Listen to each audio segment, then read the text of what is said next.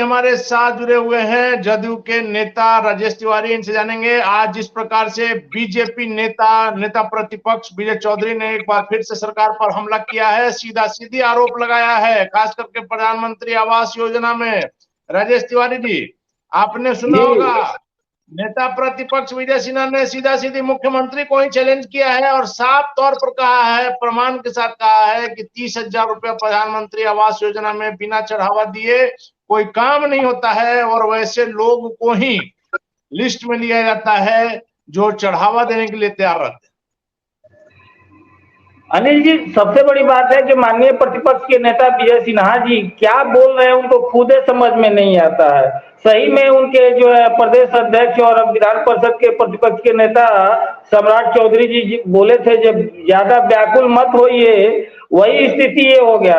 अपने व्याकुलता में ये ऐसे बोल दे रहे। आप देखिए जो वीडियो रिलीज किए हुआ गया है और जो है उसमें ये कह रहे हैं कि जो जनता दरबार में जो लोग जाते हैं वे लोग सबसे अधिकारी जो है पहले सवाल का जांच पड़ताल कर लेते हैं, उसके बाद उनको जाने देते हैं, यही बोल रहे हैं। और उसके बाद फिर आरोप लगा रहे हैं कि मुख्यमंत्री जी आपके यहाँ जाने के बाद लोग कह रहे हैं कि प्रधानमंत्री आवास योजना में 30,000 रुपया मांगा जा रहा है।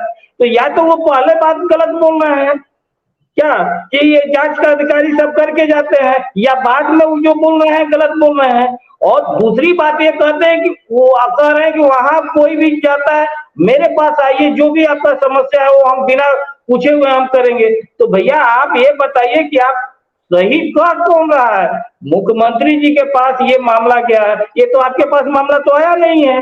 अगर जो अधिकारी जांच पड़ताल करके जाते तो वो अपना शिकायत को भेजते, कभी ऐसा था। लेकिन देखिए सबसे बड़ी बात है कि विपक्ष को आज के डेट में भाजपा का स्थिति ये हो गया है कि ये आपस में इतना कंपटीशन इन लोगों का हो गया है कि सब कोई इसमें मुख्यमंत्री का उम्मीदवार हो गया है।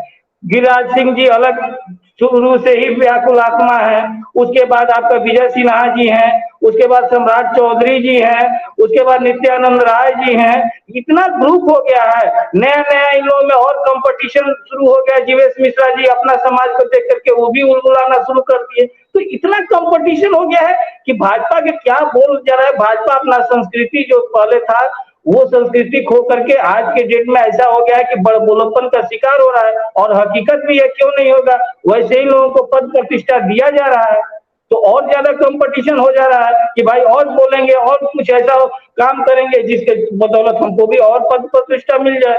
राजेश तिवारी जी, एक बात आप मानेंगे कि मुख्यमंत्री के जनता दरबार में सिलेक्टेड लोगों को ही बुलाया जाता है या कोई भी जा सकता है?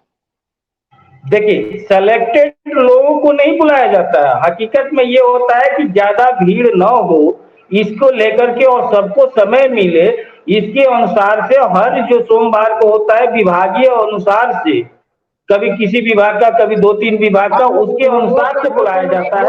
और हर सोमवार को अलग अलग विभाग की सुनवाई मुख्यमंत्री करते हैं, ये बात तो सभी को पता है जी। और उसी के अनुसार से जी।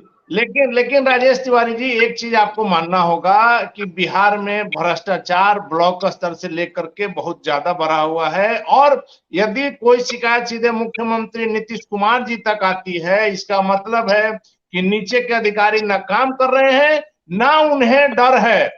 जब अगर उन्हें डर रहता कि मुख्यमंत्री तक ये बात चली जाएगी और सही में इंक्वायरी हो जाएगी तो ये बात ही नहीं आती। हम लगातार कहते हैं कि जब राजा के दरबार में फरियादों की संख्या बढ़ने लगे, मतलब नीचे के अधिकारी भ्रष्ट है, काम नहीं कर रहे। देखिए जो भी हमारे माननीय मुख्यमंत्री नीतीश कुमार जी हम सबके नेता हैं और जो उन्होंने, जैसे आप जान रहे हैं कि वो क्राइम करप्शन और कम्युनिज्म से कोई समझौता नहीं होता है। जहां तक भ्रष्टाचार की बात है तो भ्रष्टाचार बिहार एक मिसाल है। कितने भ्रष्टाचारियों को जो है संपत्ति जो है जब्त करके, आवास जब्त करके स्कूल खोला गया है, कितने भ्रष्टाचारियों को संपत्ति जब्त करके पूरे जमीन को जब्त कर लिया गया है। तो ये हमारे यहाँ भ्रष्टाचार की कोई बात नहीं। यदा कदा भाई जिस भी स्थिति में, हम इसको इनकार नहीं कर रहे, लेकिन फिर भी जिस तरह से बिहार सरकार इस पर कड़ाई के साथ पालन करती है। ये उदाहरण देखने को मिला।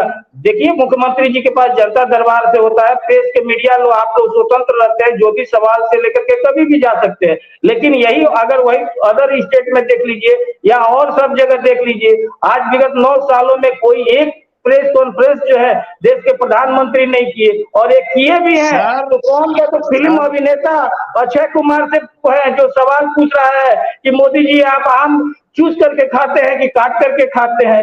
इस तरह का अगर जो जहां सवाल हो रहा हो, लेकिन हमारे यहाँ देखिए बिहार में इस तरह का नहीं है। राजेश तिवारी जी, आपके साथ भी हर डिबेट में सभी जगह हम ये बात करते हैं, सभी लोग जानते हैं मुख्यमंत्री नीतीश कुमार बेदाग छवि, काफी जो है मतलब उनका जो नेतागिरी का जो अपना जो ढंग है, जो स्टाइल है वो अलग तरह की है। किसी प्रकार का आज के समय में इतने साल के राजनीतिक जीवन में किसी प्रकार का कोई दाग न लगना अपने आप में बहुत बड़ी बात है। लेकिन आपको मानना होगा मुख्यमंत्री जी तक शायद अधिकारी सही बात नहीं पहुंचने दे रहे हैं या जो भी बात है, लेकिन शराब से लेकर के बालू से लेकर के बहुत से ऐसे मामले हैं जो मुख्यमंत्री जी तक नहीं पहुंच पा रहे हैं और उनमें लाखों करोड़ों का खेल हो रहा है। राजेश तिवारी जी, आपको ये चीज मानना होगा। अच्छा देखिए सर, ऐसा है कि जो आप शराब बंदी की बात कर रहे हैं, भाजपा के लोग जो हल्ला मचा रहे हैं, आज ये देखिए कि कब से जो है गुजरात में शराबबंदी लागू है। सबसे ज्यादा लंबे समय से गुजरात में शराबबंदी है। करीब 25-30 साल से बीजेपी के वहां सरकार है ना। अगर इतना ही ज्यादा उसको ये रहता तो बीजेपी क्यों वहां पर रखी हुई है। देखिए, बीजेपी का बहुत दोहरा मापदंड है।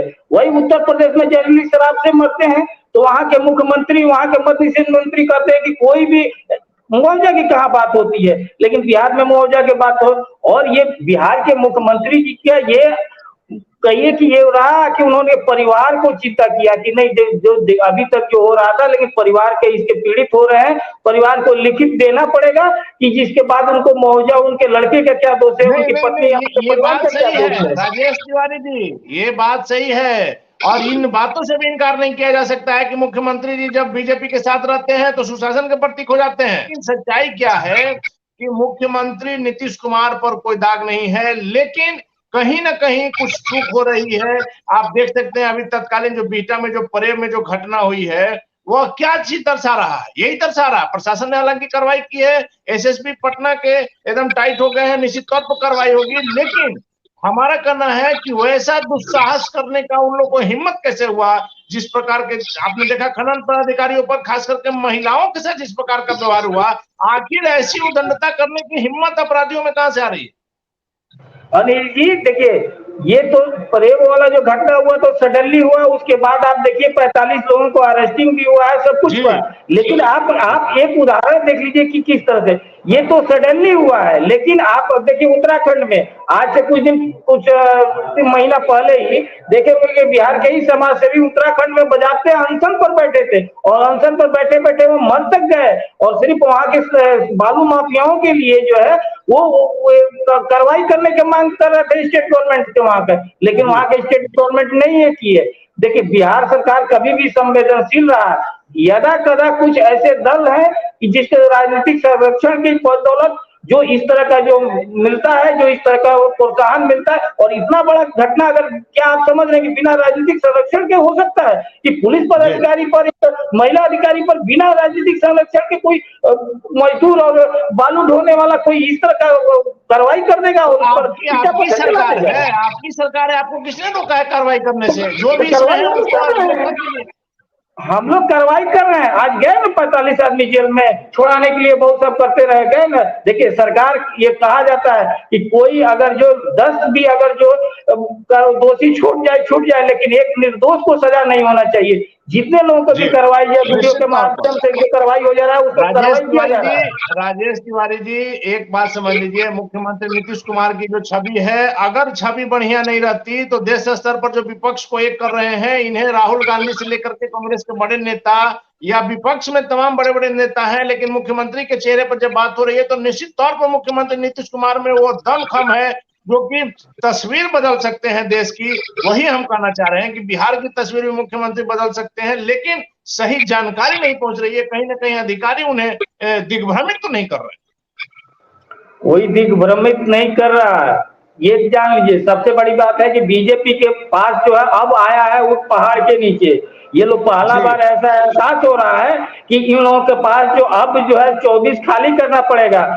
2014 में धर्म के नाम पर, 2019 में जो है राष्ट्र के नाम पर, जो है पुलवामा के नाम पर ये लोग जिस तरह से जनता का इमोशन के साथ खिलवाड़ कर लिया है अनिल जी, घाट कहानी बार बार नहीं चढ़ता है। इन लोगों का जो स्थिति हो गया है, अब ये जाने का समय आ गया है। जिन लोग की तरह आका इन लोग के गए थे उसी तरह से इन लोगों का जाने का समय है।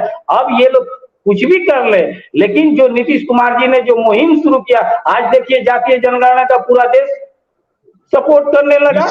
ये मिसाल है, ये नीतीश कुमार जी का जो नीतीश मॉडल है आज की, चाहे वो आजीविका हो या हर घर जल नल योजना हो, यदि जातीय जनगणना बिहार में सफल हो जा रही है, अगर आंकड़े जारी कर दिए जा रहे हैं तो निश्चित तौर पर देश इसका अनुसरण करेगा, इसमें कहीं कोई शंका नहीं है।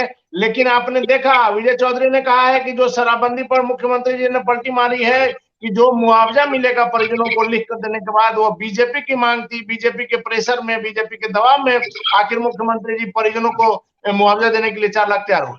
अच्छा, एक बात बताइए कि कितना हास्यास्पद बात है, यहाँ बीजेपी मांग कर रही है तो उनका मांग मान ले रहा है। आज उत्तर प्रदेश में इन लोग का सरकार है, सरकार तो इन लोग वहां का तो क्यों नहीं कर रहे हैं? गुजरात में है, मध्य प्रदेश में, वहां भी जहरीली शराब से मरा, क्यों नहीं मान रहे हैं? वहां का सरकार का घोषणा करवाते। अरे देखिए, इन लोग का जो इस तरह का बेढंग बेतुका बयान है, क्योंकि इन लोगों का जो है चित भी पट और चित और पट दोनों इन लोगों को चाहिए। अब इन लोगों का कोई खोखला गिरी चलने वाला नहीं है। बिहार ही नहीं, पूरे देश की जनता ठान लिया है कि अब जिस तरह से ये सांप्रदायिकता रूपी जो ये लोग धारा लगा रहे हैं, आज खुल गया ना अनिल जी। आपने कितना कवर किया था तमिलनाडु प्रकरण को लेकर के, आप धन्यवाद के पात्र हैं कि पूरे मीडिया में आपने एक सच्चाई के साथ बिहार का छवि को रखा और ये दिखाया कि हाँ देखिए बिहार का छवि अभी से खराब हो रहा है। और लेकिन क्या हुआ, हम बार बार भी कहते थे कि अनिल जी ये देखिए आप जो भी दे रहे हैं न्यूज एकदम करेक्ट दे रहे हैं, और सही बात है कि जब समय आएगा तो जांच के उपरांत के। आज देखिए तो ये विजय सिन्हा जो बार बार उस समय कहते थे तो माफी मांग लेंगे, ये तमिलनाडु प्रकरण में एक बार भी माफी के मुंह भी बोले हैं? नहीं बोले हैं, एक बार भी नहीं बोले कि माफी, विधानसभा बाधित करना था। ये सब देखिए, ये होता क्या है, ये चोर मचाए शोर वाला स्थिति है, और यही इन लोगों का स्थिति है बीजेपी का कि किसी तरह से माना जाए कि बिहटा के प्रेम में जो घटना हुई है उसमें दोषी चाहे कोई भी हो, नेता हो, माफिया हो, उनको बख्शा नहीं जाएगा एकदम। इसमें कहां से दो रहा है, ये बचाने का कोई सवाल है? इतना जो अलग कर रहा है, उसके बाद भी देखिए 45 आदमी जेल गया, उसके बाद धरपकड़ जारी हो रहा है, जांच उस पर बैठ गया है। क्योंकि ये बहुत बड़ी घटना है बिहार के लिए। इस तरह का जो जिस तरह से सांप्रदायिकता रूपी जिस तरह से बार बार बिहार को छवि को ये लोग धूमिल करने का काम कर रहा है विपक्ष के द्वारा, वो धूमिल नहीं होने दिया जाएगा। बिहार का आप देखिए इन दिनों बैंक लूट की घटनाएं काफी बढ़ गई। देखिए ये तो चिंताजनक है, और सरकार इस पर अमल कर रही है, प्रशासन, पुलिस प्रशासन इस पर जितने भी हम बैंक लुटेरे का, क्योंकि नया नया तकनीक अपना रहे हैं लोग, तो उसको लेकर के सजग है। और जो इसमें जगह जगह सीसीटीवी कैमरे से लेकर के प्रशासन साइबर क्राइम जो करते हैं उसके माध्यम से भी जो साइबर सेल जो हम लोग का है वो अलर्ट हो गया है, और कोशिश है कि जितना जल्द से जल्द इस सब पर कार्रवाई किया जा रहा है और आगे ऐसा न हो, इसको लेकर के प्रशासन अलर्ट है। चलिए राजेश तिवारी जी, आखिरी सवाल आपसे है कि यूपी की तरह यहाँ पर जो है वैसा अपराध नहीं है, लेकिन क्या यूपी मॉडल जिस प्रकार से अतीक अहमद प्रकरण में जो मामला सामने आया है उस तरह का यहाँ बिहार में भी मॉडल अपनाना चाहिए? देखिए यूपी मॉडल और योगी मॉडल जो है ना, ये आप याद कीजिए कि जब अटल जी थे तो उस समय स्थिति ये होता था कि ये आडवाणी जी का मॉडल बहुत हार्डकोर हिंदुत्व है, बहुत हार्ड काम करने वाले हैं, और उनको लौह पुरुष बोला जाता है। आजकल लौह पुरुष किसको बोला जाता है? अमित शाह जी को। जिसको ये लोग लौह पुरुष मानता है उन लोगों को लौह में जो है जंग लगा देता है लोग। तो ये मोदी जी का ये चैलेंज दिया जा रहा है कि अब देखिए, अब आपसे हार्डकोर जो है आडवाणी जी से हार्डकोर मोदी जी आ गया, मोदी जी से हार्डकोर जो है योगी जी है। तो क्योंकि आप देखिए सुशील मोदी जी भी, जैसे ही आपको याद होगा 2013 में जो रथ यात्रा निकाले हुए थे ये आडवाणी जी, तो क्या बोले थे कि रुख समझना चाहिए, आडवाणी जी को नसीहत दिए थे। उसी तरह से अब बिहार के जो भाजपा के नेता है लोग, वो पलटी मारना शुरू कर दिए हैं, क्योंकि अब योगी के युग आने वाला है, मोदी युग जाने वाला है, तो अभी से गुणगान शुरू कर दिया है। ये मॉडल कहीं कुछ नहीं है। अरे नीतीश मॉडल देश के लिए सबसे बड़ा सुशासन के मॉडल है, स्वच्छता का मॉडल है, काम करने का मॉडल है। योगी मॉडल तो वो जंगल में चलेगा, यहाँ नहीं चलेगा। चलिए, धन्यवाद आपका। तो थे हमारे साथ जदयू नेता राजेश तिवारी जी। इनका साफ तौर पर कहना है कि देश में, सिर्फ बिहार में नहीं, देश में कोई मॉडल अगर चलेगा तो सिर्फ नीतीश कुमार का मॉडल चलेगा। और साथ ही साथ बिहार में जो अपराध बढ़ रहे हैं उस पर निश्चित तौर पर अंकुश लगाया जा रहा है। और प्रयोग की घटना में राजेश तिवारी का दावा है कि अपराधी चाहे कितने बड़े हों, चाहे वो सफेदपोश नेता हो, माफिया हो, किसी को बख्शा नहीं जाएगा और देश में नीतीश मॉडल ही चलेगा। राजेश तिवारी के दाव में क्या सच्चाई है तो बताएगा अपने